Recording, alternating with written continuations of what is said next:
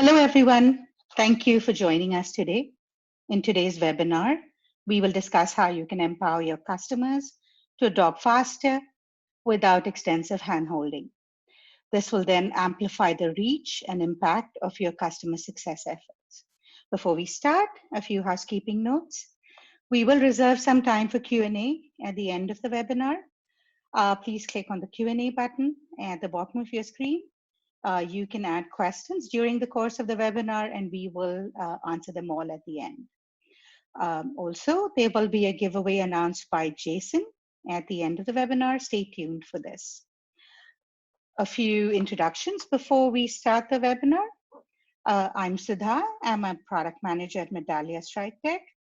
And StrikeTech's award-winning CS platform empowers customer success organizations to focus on retaining your customers and providing visibility into potential expansion opportunities.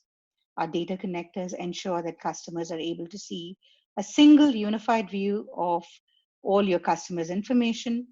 Harnessing this information powerful segmentation, journey mapping, and automation tools in StrikeTech aids with strategy choices and also streamlines daily operations with tasks, playbooks, and outreach triggers that are truly automated. Our speaker today, Jason Whitehead, is a thought leader in the field of customer success and software user adoption. Jason has 20 plus years experience in leading technology implementation and adoption programs, and this has given him the expertise to help organizations overcome the largest challenge they face, which is getting people to use technology to deliver results. Jason, the floor is yours. Great, thank you so much. Hi, everyone, and welcome. Thank you for joining me today. I hope you find this session informative and helpful. Before we get into the agenda, we're going to be launching a quick poll just to help us understand the audience better so we can make sure that we calibrate the conversation to that. So if you could take a second to fill this in, I really would appreciate it. While you're doing that, let's quickly go over what we're going to cover today. We're going to start off with really what is the problem we need to solve and why, which is really going to cover the goal of this webinar and talk about that. Followed closely by a little bit of why this is so important and why now in particular. And we'll cover some things to think about during these times of crisis that will really help you figure out how you need to adapt and pivot and help your customers during this time. Next, in number 3, we're going to go over a model that we call success chains that you can use to help align and drive success. And you can use this model internally with your internal staff in different departments, but more importantly, you can use it externally when engaging with customers to really make sure that you and your customers are focusing on the right issues so that you're both successful. And then want to quickly go through and make sure we share 3 steps that you can actually use to go through and apply what we're talking about and apply this model and how you can best work with customers. And then in number 5, go over some very specific actionable tips and tactics and specific things that you can say that have proven very effective in the past. In number 6, we do have a special offer and a request for help. And with that request, just as a spoiler alert, there will be an opportunity for you to receive some free training and services. So I hope you all will stick around for that. And then we'll have some Q&A at the end. Great. And thank you so much for filling out the poll. It looks like we've got a lot of folks here from customer success, some from customer and employee experience, as well as some from support. So a nice mix of folks. A lot of this webinar will be addressed from the customer success perspective. So let's jump right in. Great. So the first thing I want to talk about is what is the problem we need to solve and why now? Why is this so important? So really jumping right in, despite all of our efforts at customer success, customers are really still struggling to adopt technology and achieve success with your products in their organization. And that's really important. And as a result, obviously, sales, renewal sales, and expansions, they're just not where they need to be. And I think we have a great opportunity here as CS professionals to really address this. And I think it's also important that we can help our employers and our companies achieve more success. So I'd like to think through with this webinar and the goals that, CS is still very much an emerging practice. And as an industry and discipline, we've made a lot of great practice relatively quickly, but we're still not really where we need to be. And already we're seeing a lot of current practices and common practices that aren't as effective as they should be. And some gaps have emerged and some other things. So I want to try and shed some light on this. And as I characterize it, I think there's a lot in customer success that is great, but there's also a lot of areas where I think people are looking for the best answers to the wrong questions. So my goal today is to help shed some light on some of these specific areas and give you some new alternatives and make it easier for you to have some discussions and ask some different questions that hopefully will lead to some more success going forward.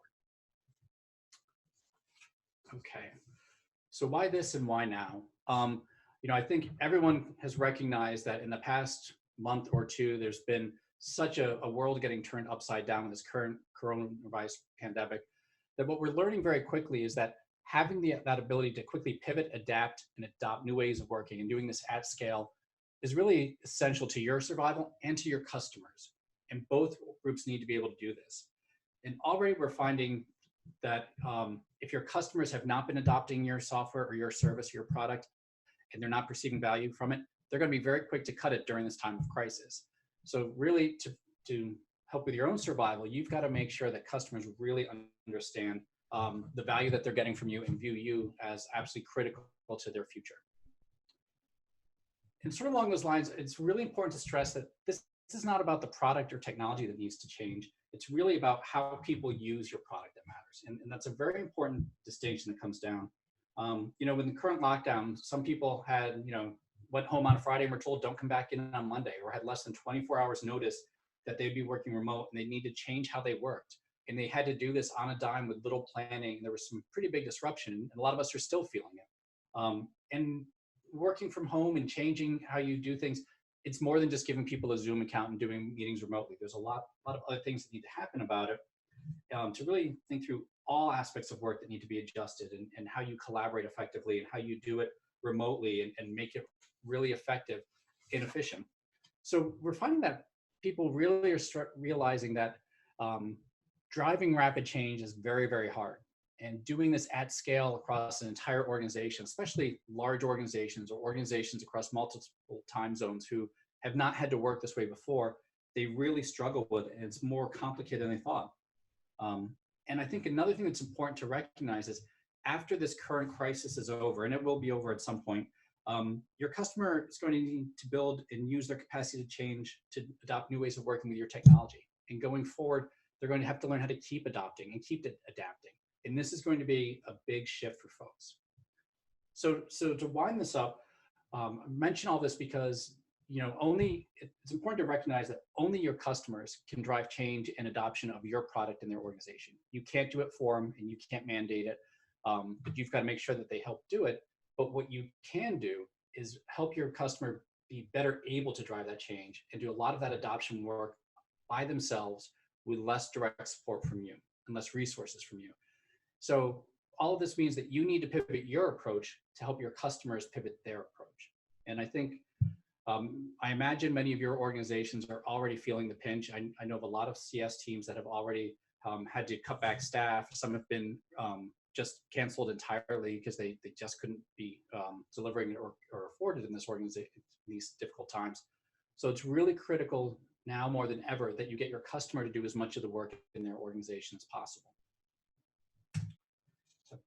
So let's jump through then and want to quickly get into what I call the success chain model and what this needs to look like. And my goal here is to provide a really simple visual that's very easy to understand by your customers, easy to understand by your sales team, easy to understand by your executives, so that people can really say, are we doing the right things for each other here? And really want to stress that this idea is around mutually dependent success between the vendor and the customer, and how you can use this concept to have the discussions you need to do, to take the actions you need to do, to get customers to drive adoption and success on their own. And that's really important, is that by shifting how you operate, you can get your customers to shift how they operate. So let's jump right in. Very simple concept, and we're going to be talking about success loops and links and chains. A success loop is really a very simple transaction where you sell a product to your customer and they get the outcome that they need. Everyone's sort of happy with this relationship. And if the customer gets the outcome they need, that success is achieved and it continues from there. So that's a very gross simplification of it. But let's add another layer here, because it doesn't quite happen quite that easily. What I want to talk to you here is, when you look at this, there's a couple of critical steps for this mutual success loop.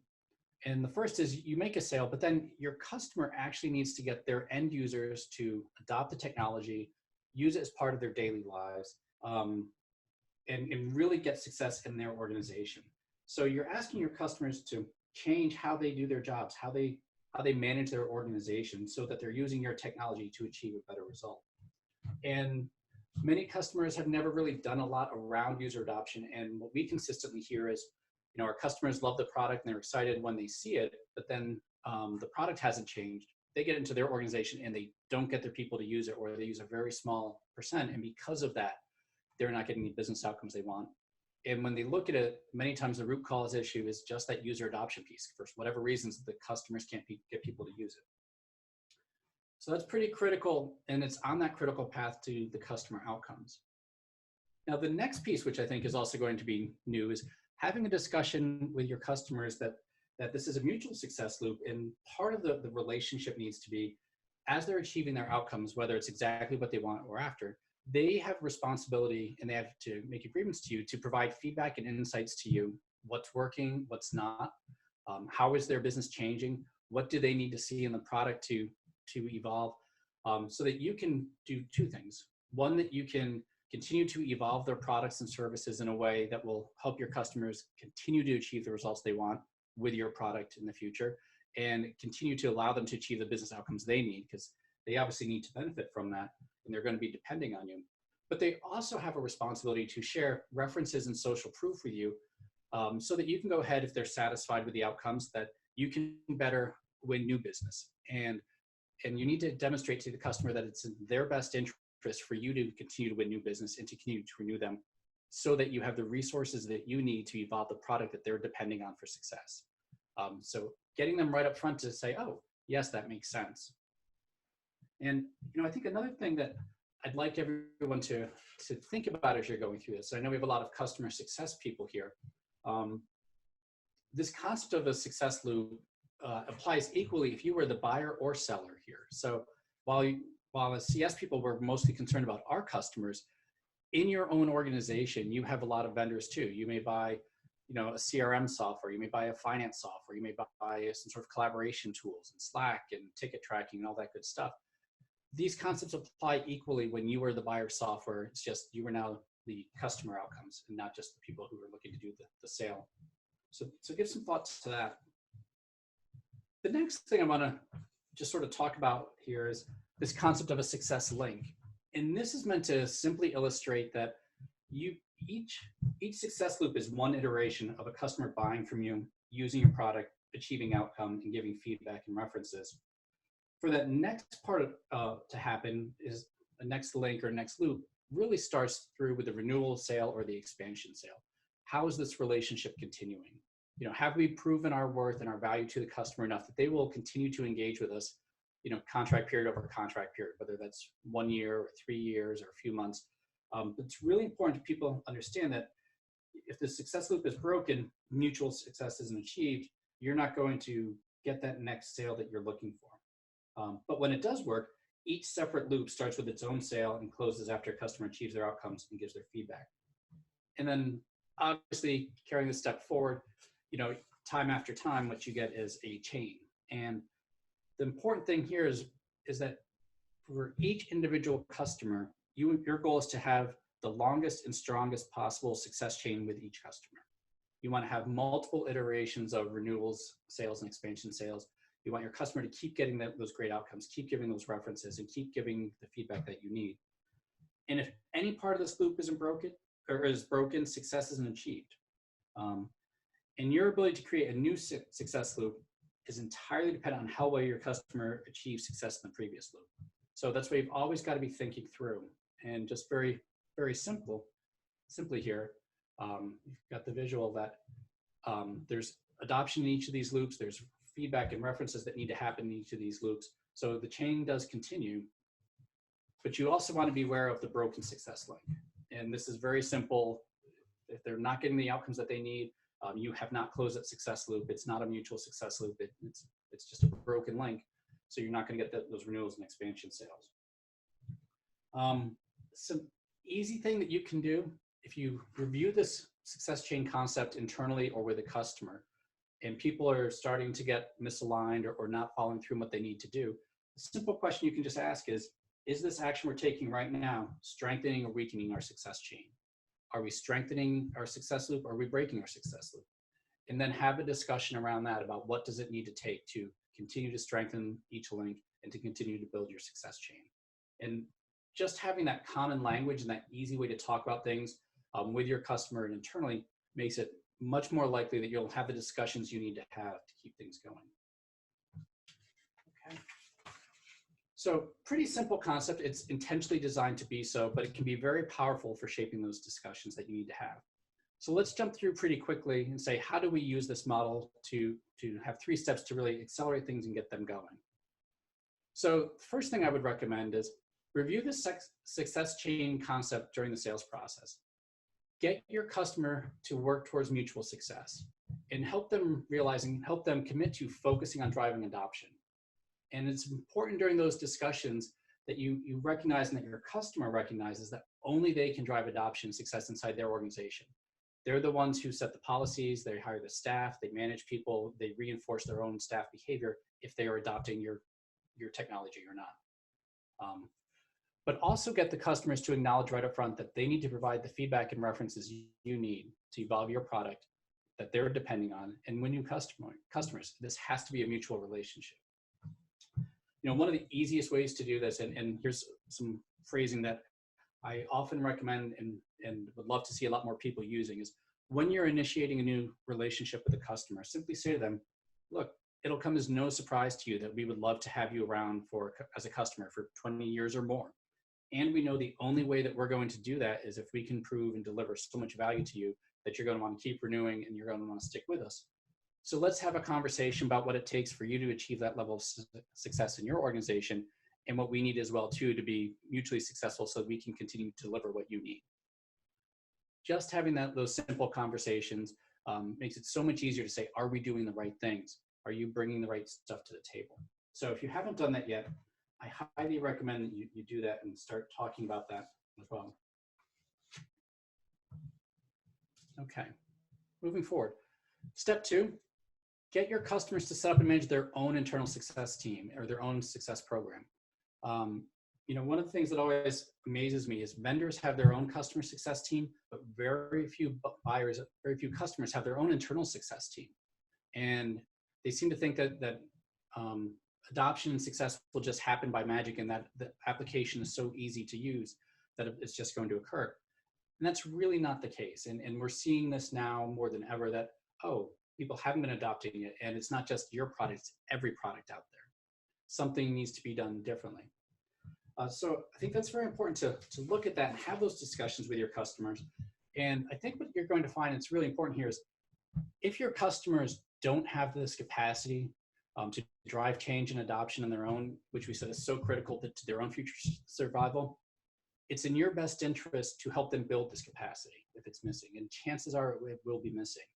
In fact, at my company at Tritons, we had one organization brought us in 6 months before they even selected their vendor to help them put in place an adoption strategy and adoption program and get it set up, because they realized the technology was the easy part. Getting their people to change how they work and to use it every day as part of their day-to-day work, that was going to be the biggest challenge for them. And it was really insightful of them, and that adoption program continues to run to this day, just now with their internal resources, and it's great to see what's going on there. So I think it's important to look at this and make sure that they're able to go forward and do what they need to do.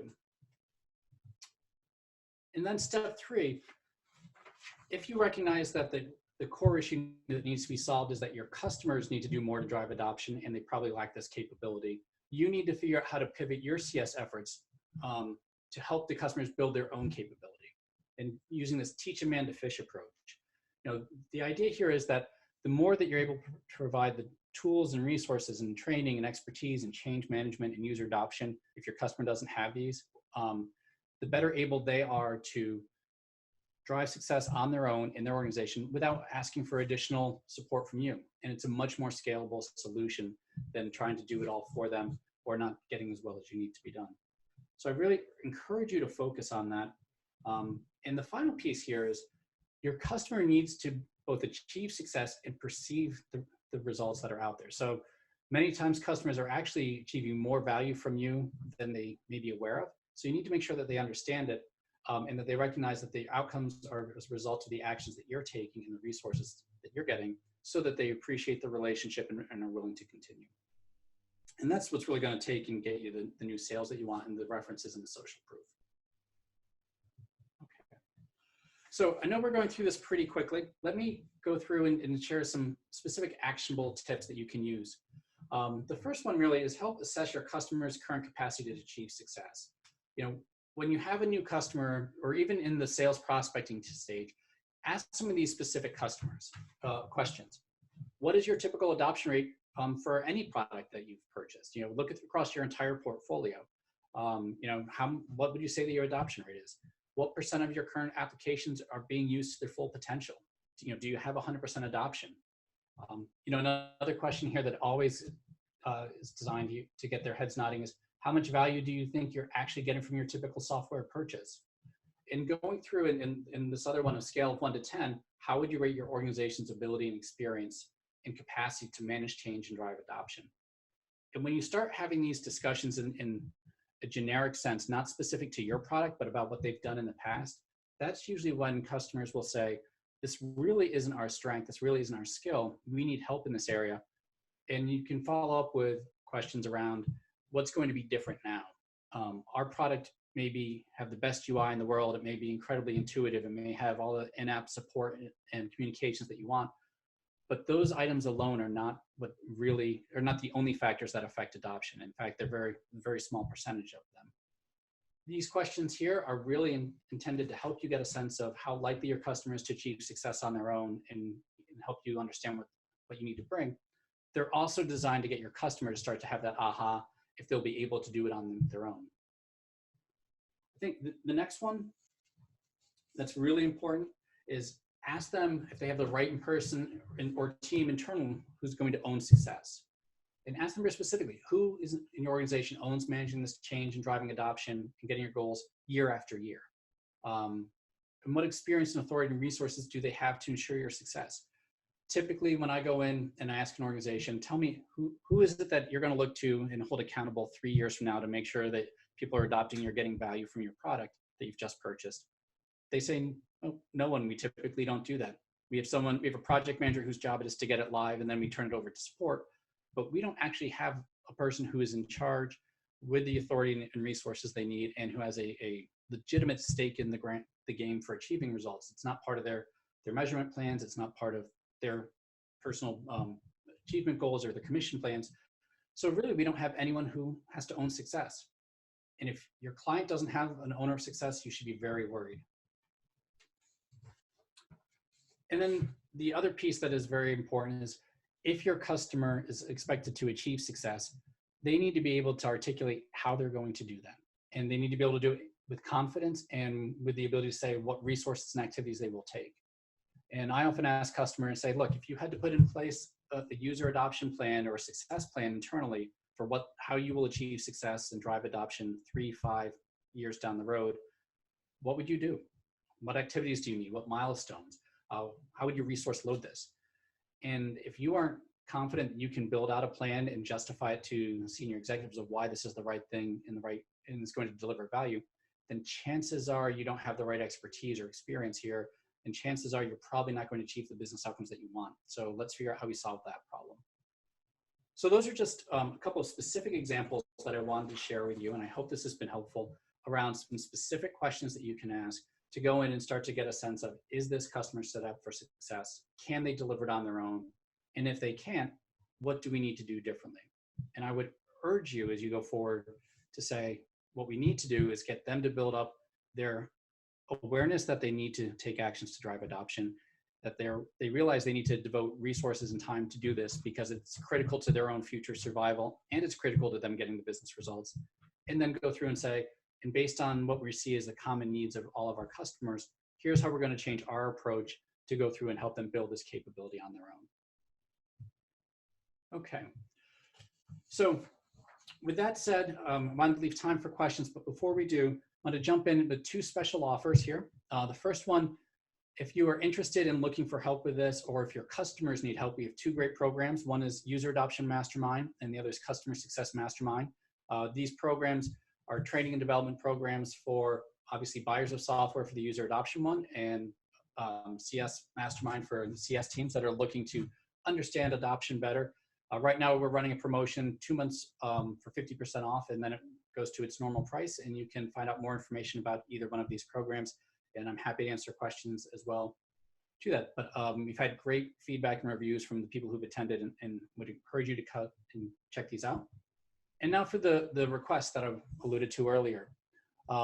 We are getting ready to launch a new pilot program around the success chain management model that we just sent you. And if you are interested in participating, we're going to shake this up where it's not just a training that people will get, but there will be some of that.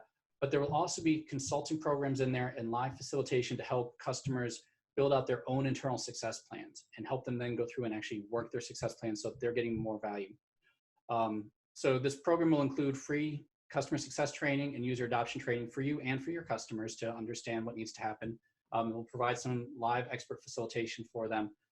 So it's a great opportunity for a few organizations to come through and really see how this can help in their organization. If you are interested in this, we're having information sessions on May 15th and May 18th. And we've tried to time these to make sure folks in Europe can join us as well as folks all across the US. Just sign up for either one of the sessions. There's no commitment to take the information session, and in the info session, you will find out more specifics about the program as well as how you can apply to be a part of it. Hope you'll check that out. We're really excited about it, and I think it's going to bring a lot of value to a lot of people. So with that said, I think we have a quick poll that we wanted to launch, and then we'll get into Q&A. Thanks, Jason. I think that was really informative. So as soon as this poll's done, let's start with the Q&A.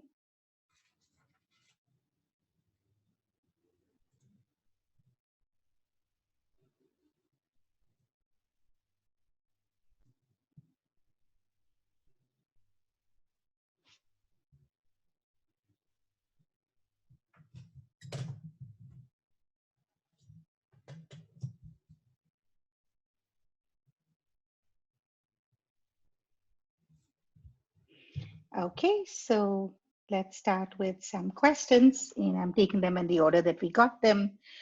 This is a question from Kevin. He says, if your customers have a single employee, how would you recommend setting up a success plan on their side? You know, that's always a difficult one. So a lot of this applies more to B2B folks with teams or so. But what I would say to folks is, view this in terms of user behavior. And if they have a single employee, I would ask that employee and work through with them, what is it that that employee is going to be doing differently to change the way they do their job on a daily basis to use your tool? And what commitments can they make in terms of, these are specific actions I'm going to do either in your tool every single day, or these are ones I need to do once a week or once a month, whatever it needs to be. But get them to be very explicit about what are the actions and behaviors they need to take to achieve success. Get them to understand if they don't take these specific things, they won't get the outcomes that they want. And ask for specific deadlines and dates by which they will do it, and how they will hold, how either you will hold them accountable or someone else will. You know, and it's very important that people think about what's going to be different and can articulate it and then follow through. Where this really gets harder is in the B2B worlds, when you have teams, especially cross-team collaboration. When we find multiple users in different locations, different countries, or tens of thousands of employees, or even 50 employees, where you're really dependent on each other, that's where you really need to focus on user adoption. So our next question is from Michelle. And she says, some of this is so dependent on how good a job sales does in the pre-sales process. And do you see sales doing this, or is it all part of the post-sales implementation conversation? And then there was another question that came in, which essentially talked about a concern that when you start talking to a customer during the sales cycle about their own internal user adoption program, there is a possibility that they might think the system is too hard to use, and they would just automatically go with the competition. What do you think? Yeah, so I think there's quite a couple of interesting pieces around this. I'm glad these questions came up. I recommend that these conversations happen as early as possible. and that they happen multiple times in a reinforce. So during the sales process, I think sales should be talking about this, because the organizations also need to get salespeople to start focusing on selling customers on business value and outcomes that they achieve, and the process by which they will achieve them, and how your company is better likely to help them achieve these outcomes than someone else. If you're just selling on price or feature and function set of the product, you're going to be in the same situation where the customer is like, well, this is different. This will be new for customers, but having a better discussion about, let's be clear, we want to have you for 20 years, and it's only going to happen if you see those business outcomes. Let's talk about what needs to happen in your organization and ours to get there. One of the things that I often say is the initial sale buying decisions based on hope. The renewal is based on reality or based on experience. So customers are really hopeful about what they think will happen. And if you haven't done an accurate job of setting expectations about what they need to do to achieve success, it's going to be a problem. I think the other piece related to that is that part of the questions that you need to ask them, especially around asking about their past history, is to create ahas for them that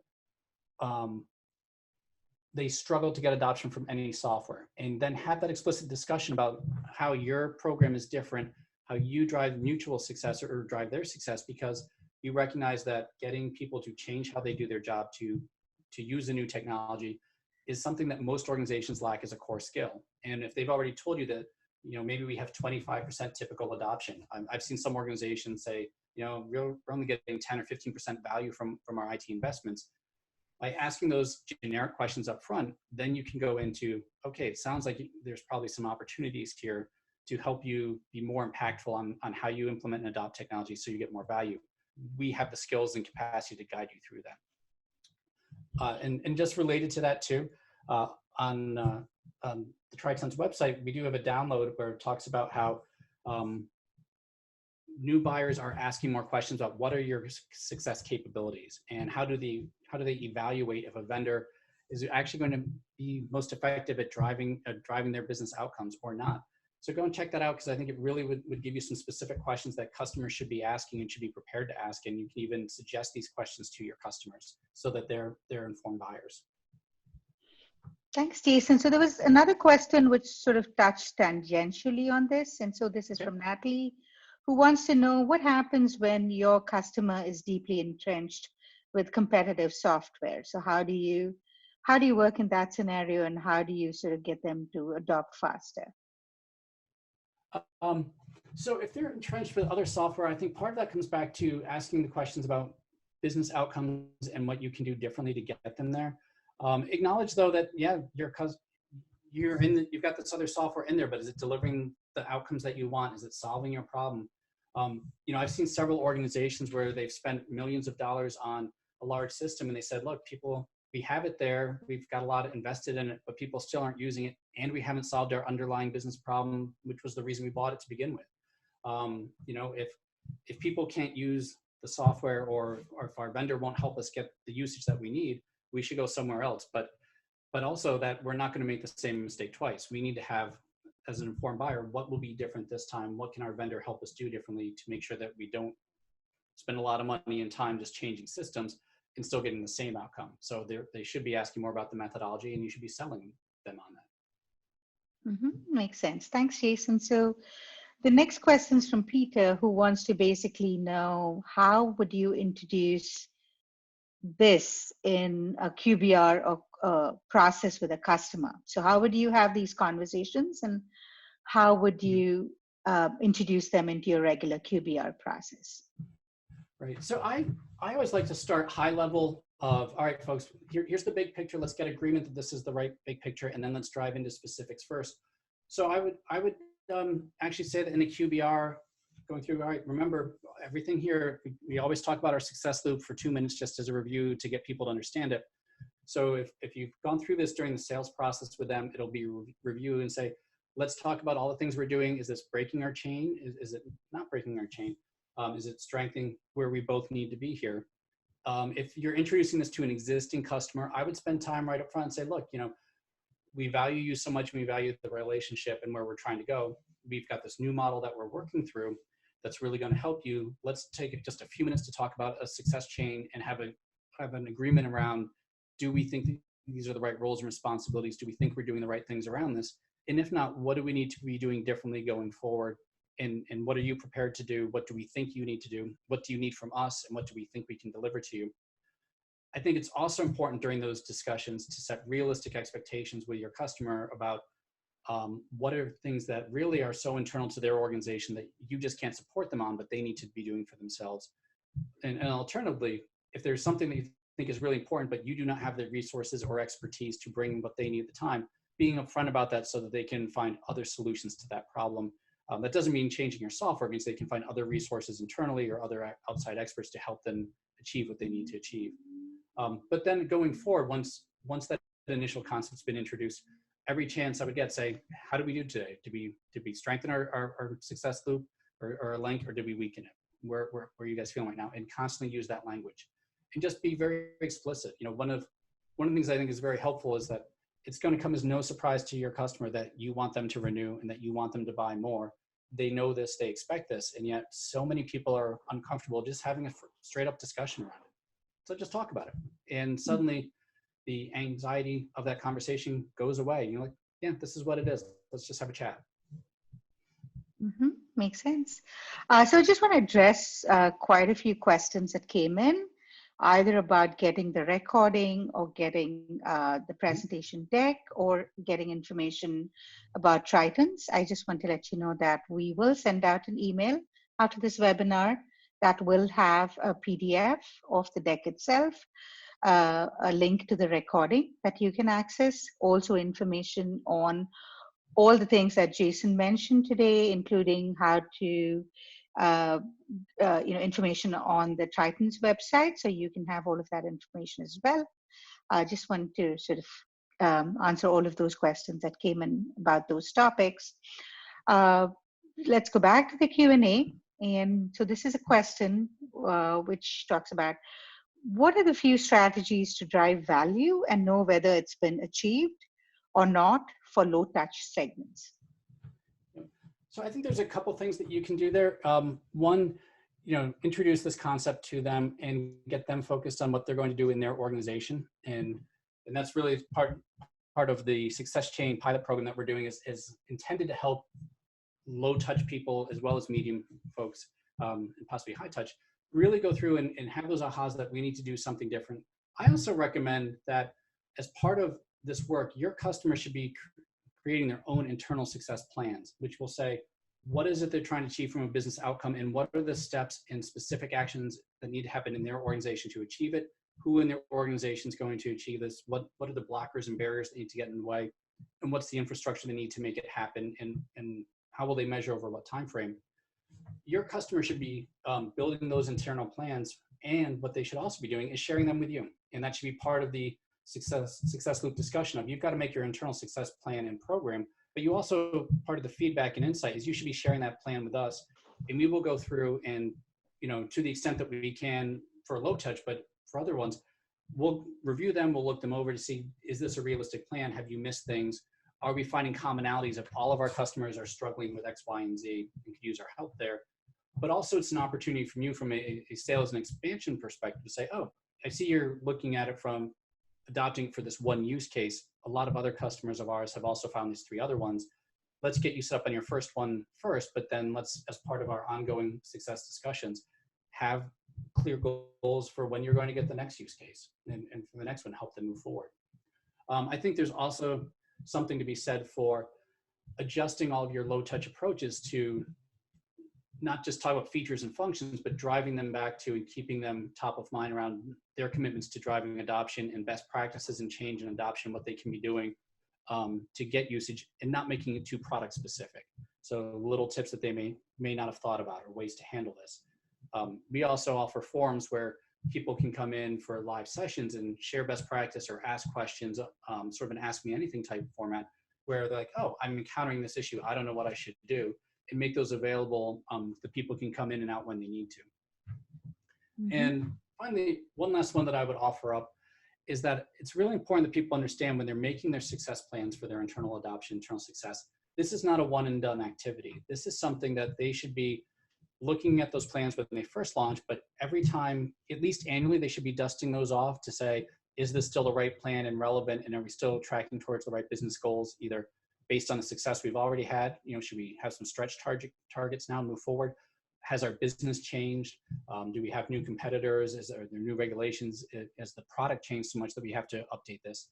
But then also they should update their success plans and the actions they're going to take in response to triggering events. And that might be something like we did a merger.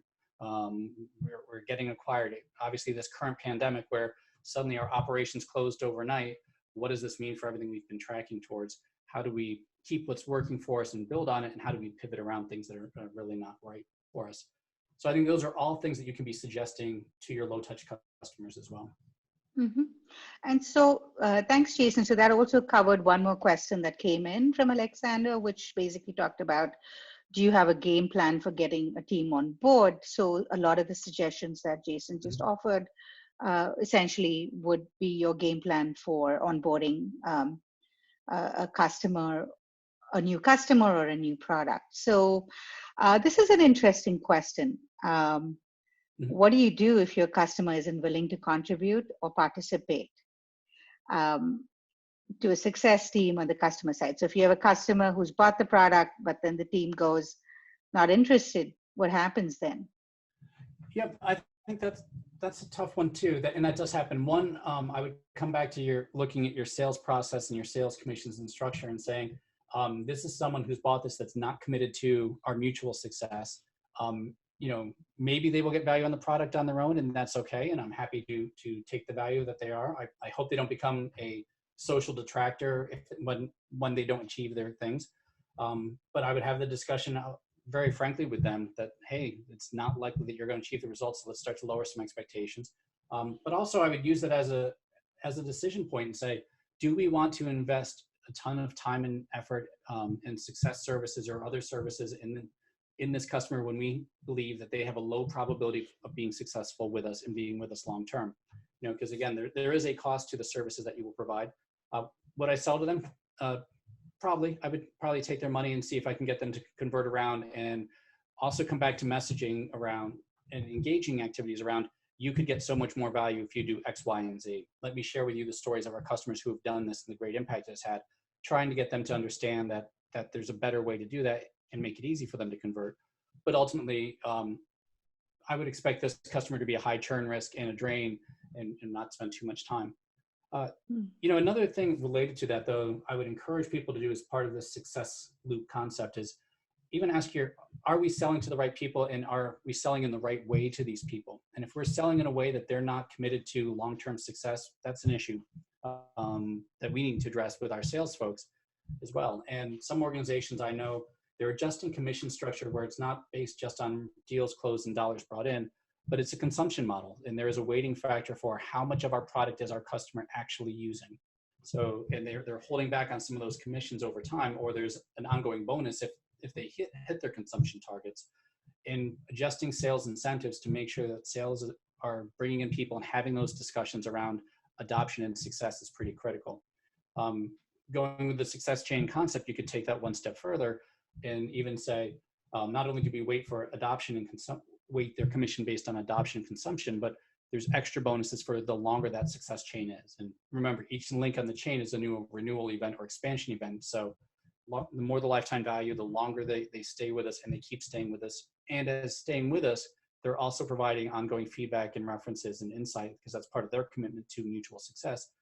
If they will do that, then yes, you should get more of a commission. You've done your job right and well, and you've helped grow a stronger company for us, and you've helped make our customers stronger too. Let's reward people for that. That makes sense. So just the process of identifying a right fit customer, as it were, and working through that process will enable your sales team to understand when there is no investment from the customer side. So I'm guessing in the long term, the kind of customers that you will keep will be the customers who will be as invested in you as you are in them. So there was one more question from Kimberly, but we sort of covered that already. So she's essentially asking for recommendations on how to automate user adoption. So you already spoke about this when you talked about the low touch model. So she's talking about working with a platform that doesn't have a dedicated set of CSMs. And there anything else you want to say about it? She's looking for ways to mimic that relationship in a Right. digital fashion. Yeah, I think there's a lot of things that you can do low touch, and you know, not just emails, but through all of your touch points and engagement, whether it's one-to-many events like webinars or Ask Me Anything or live feeds or other things. Always focusing on the adoption issue and sharing best practices and sharing specific steps that customers should take. And again, depending on the size of your customer base too, or the number of users, you know, what a customer that has 5 or 10 users needs is very different than one that has 5 or 10,000 users. And you want to engage them a little bit differently. But always focusing people on the need to drive adoption and focusing on behavior, helping them understand that many times there are barriers that prevent people from using the system, even if they wanted to, that someone in the organization needs to identify and remove for them. And those can be all kinds of things, from data quality or access rights to what I see all the time are people who are downstream users of a technology. So if you've got people in support or success or finance, sometimes they are unable to do their job if people upstream, like sales and marketing or whoever, or product, had not put in the information that they need to do their job, or they put it in late, or they put it in wrong, or incomplete kind of stuff.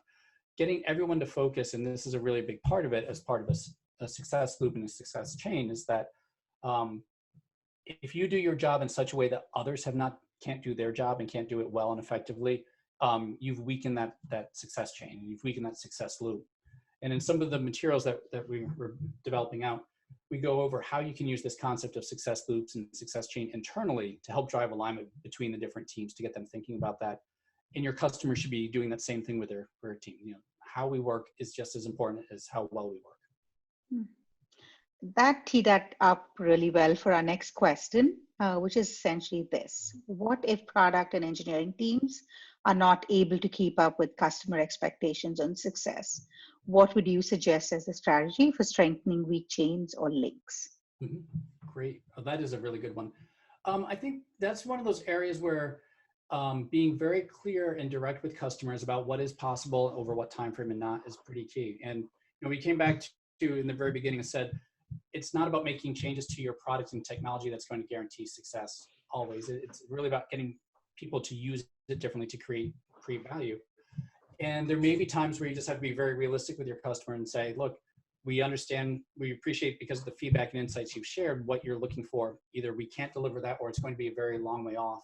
But now let's talk about, since that is a technical limitation that we're aware of, what are the things that we can do together to get you value and to get you as much usage and value out of this product in the meantime?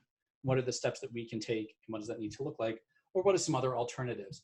And typically, I find most organizations have so much value leakage from their existing capabilities, where people are not using existing functionality, or there's so much other potential for it to deliver more already.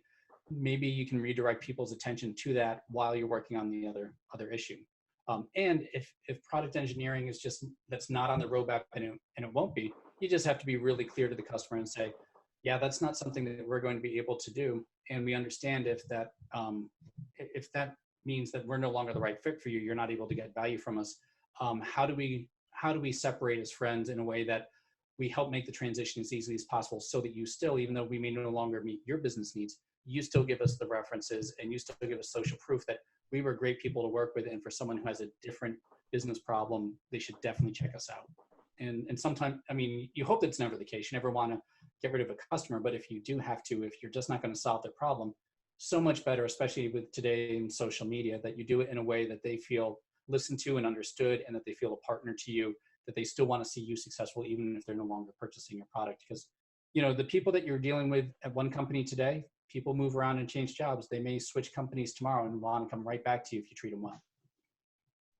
That makes perfect sense. So one last question before we wind up today.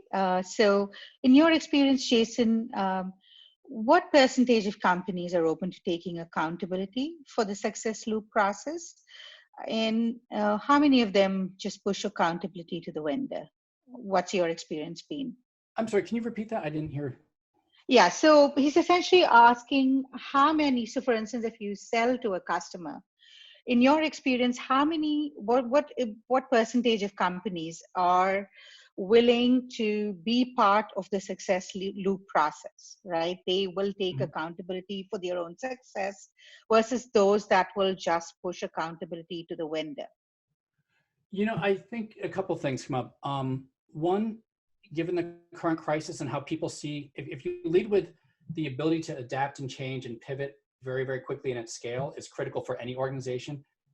There's no better example than the current situation that we're in right now. And I think people will understand that a lot more than they ever did before. And I think in the current climate, people are so much more open to this than they ever were before, and recognize that, yeah, this is a capability that we need to have. Um, and I think in my experience, whenever I've had these conversations with folks, I have a very specific question sequence that I go through and really talk about with folks. They have the ahas, they're like, yeah, this is exactly right. And I am so thankful that you were just straight talking with me and helped me understand these are issues that are not technology issues. These are organizational issues that only I can address because you're not in my organization and you don't have the authority to do it. And by asking the right questions, you can get people there. The other thing I found when working with CS teams, and we've helped them talk through some of these concepts of mutual success, how to achieve that, and the role that we both have to play. They were hesitant at first, and some of the CSMs in particular were very cautious about doing that. And after they did it, 2 or 3 times, and they approached the conversations, many reported back, our customers like, "Wow, we are so thankful because no one has ever asked us about this before. No one has ever helped us build a plan. No one has ever told us that we need to do these things, and we're doing them, and they're working really well." And I think more and more people are saying, yeah, this is really good. I just wish someone had had this conversation with me sooner. Because, the other thing to keep in mind is most people who are buying your software and products are not experts in organizational change and growth. They, some of them may be technology experts and really experts in getting systems up and running. They're usually very involved, but they usually have other domain expertise, like how to be great marketers or how to be great salespeople, how to deliver great service. They don't have the expertise, and it's not their job to think about these issues before. So anything you can do to get them thinking about it and to give them tools and tips that will save them time, and where you can be directive and say, look, there's a lot of complexity here, but if you start with these 5 things, you'll see better results than if you don't do it. And after you've done those, we'll take you to that next level because I don't want you to get overwhelmed now. And I think you'll get there. Now, there are a lot of folks out there who are hesitant to do this, who will shut down. But you know what? Those are the folks also who are going to be a resource drain on you, who, if they can't achieve success on their own, they're going to give you bad social proof and social disreferences. And they're going to be a drain on your business. So they're not your ideal customer. I would still sell to these folks to a degree and try and convert them over by moving them through that thought process and engaging them differently than they've been engaged before. But I think people will be pleasantly surprised how many folks, if you give them a compelling reason and something to think about and accurate examples and expertise, like, yeah, I want to achieve more success and I want to avoid those problems. What do I need to do? Mm-hmm. Yeah, good answer. Thank you, Jason. No. So this was the last question in our Q&A. I wanted to thank everybody who stayed back patiently way past the webinar time. We will send out a recording, a PDF, and also a blog link to the Q&A section of the webinar. So thank you everybody for attending. Have a great rest of the day. Bye. Thank you, everyone. Bye now.